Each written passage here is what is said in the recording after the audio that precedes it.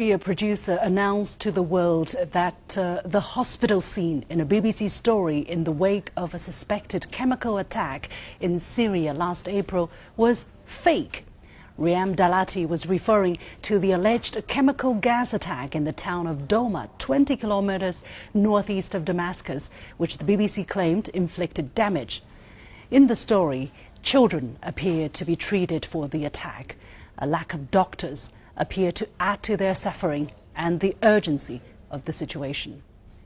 After months of investigation, Dalati came forth to overturn his own work. He tweeted that he can prove without a doubt that the Douma hospital scene was staged. No fatalities occurred in the hospital, he said. All the activists and people he spoke to were in other areas.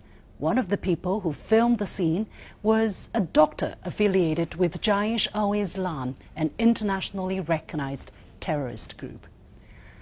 From his description, it seems that he was tricked into believing what happened in the hospital at the time, although no one can be absolutely sure. As a veteran journalist, it's his basic duty to check the authenticity of his information and the background of his sources before publishing the story, especially when it comes to such an important subject. The story has helped mislead the public, creating the impression that chemical weapons were indeed used against innocent women and children. 7 days later, the US, together with its allies France and the UK, bombed what they believed were chemical weapons facilities in Syria, hours before UN inspectors were due to arrive for an official investigation. Dalati's announcement is not a surprise to many who have independent judgment. Shortly after the Douma incident, journalists from China and Russia went to the site to try to find out the truth.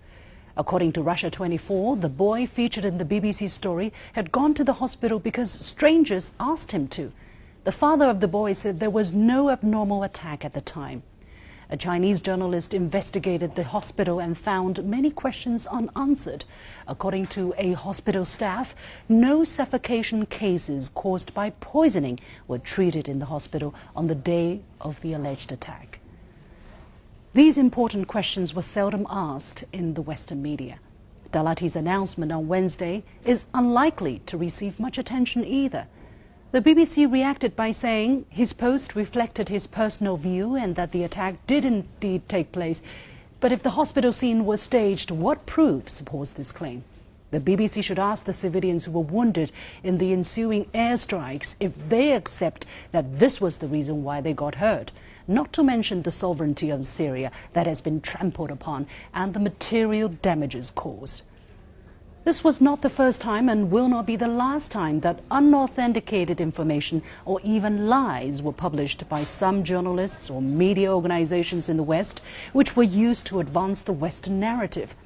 The Uyghur woman by the name of Mirgru Tursun, who lied about her life in China's Xinjiang Uyghur Autonomous Region, is just another example. After being proven to be false, the CNN story based on her account is still there, quoted and requoted to serve the basis of other stories criticizing China. Her lies were even used to make the case for relevant legislation by the US Congress. I once said the Western media normally don't lie, only tell the partial truth.